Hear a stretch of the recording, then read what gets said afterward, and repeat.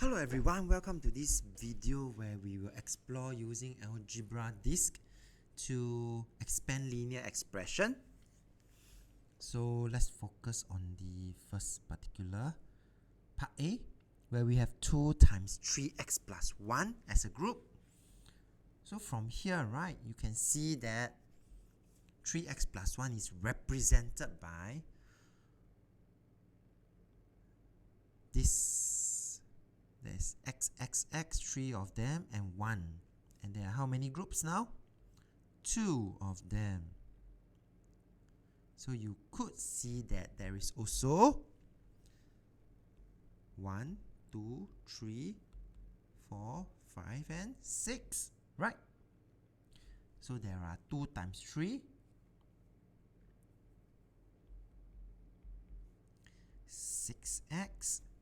And of course, coming back to this algebra disk, we can also see that there is 1 times 2. Yep. So for here, we could then have 6x. 2 times 1, 2.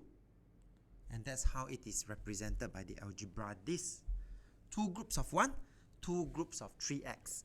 So 2 groups of 3x plus 1.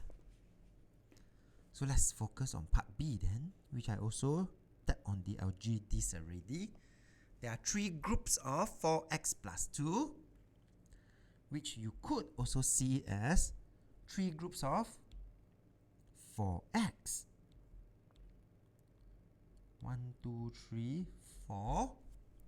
4x, there are 3 groups of them. Right? And therefore, we could actually see that this one could be represented by 3 times 4x, 12x, and also 3 groups of 2. 1, 2, 3. So to represent it here, it just simply means 3 times 2, positive 6. So for the rest of the examples in this video, I'm not going to draw the algebra disk anymore, because you all by now should be able to see that for part C, there are negative 5 groups of x minus 2, meaning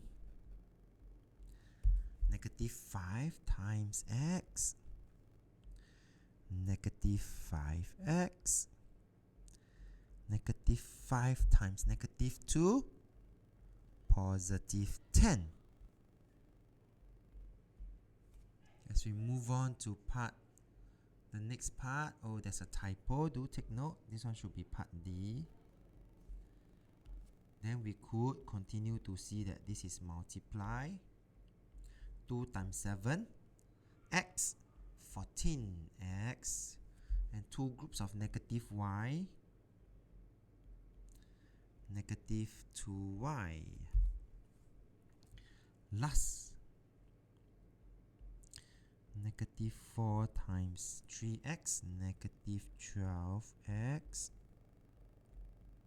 negative 4 times 4y, negative 16y.